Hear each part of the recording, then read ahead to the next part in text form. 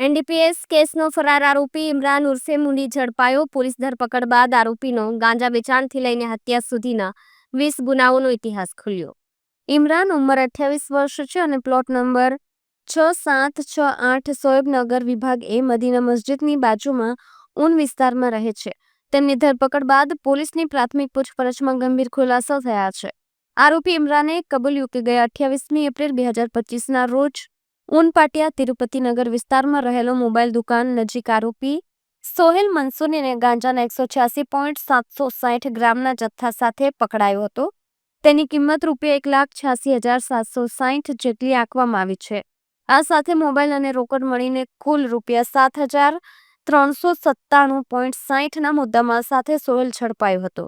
તપાસમાં સોહેલે જણાવ્યું કે તેણે ગાંજાનો જથ્થો ઇમરાન ઉર્ફે મૂડી પાસેથી ખરીદેલો હતો અને છેલ્લા 2-3 મહિનાથી ઇમરાન તથા મહેફૂઝ કમાલુદ્દીન હાસમી સાથે મળીને ચોરી છુપીથી વેચાણ કરી રહ્યો હતો.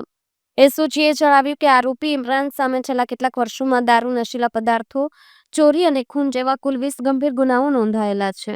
સચિન પોલીસ મથકમાં વર્ષ 2019માં કલમ 302 હેઠળ હત્યાનો ગુનો, ઉધના અને સચિન જીઆઈડીસીમાં ચોરી અને મારામારીના અનેક ગુનાઓ, પાંડેસર અને ભિસ્તાન જીપી એક્ટ અને પ્રોહિબિશન એક્ટ હેઠળ ગુનાઓ, સચિનમાં 1 થી વધુ તડીપાર અને પાસા કાયદા હેઠળ કાર્યવાહી, વર્ષ 2022માં આર્મ્સ એક્ટ હેઠળ હથિયાર મળતા ગુનો નોંધાયો હતો.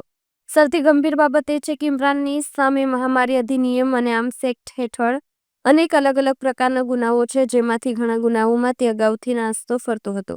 હાલમાં સુરત પોલીસે ઇમરાનને કાયદેસરની કાર્યવાહી કરી ભિસ્તાન પોલીસને સોંપી આગળની કાર્યવાહી હાથ ધરી છે.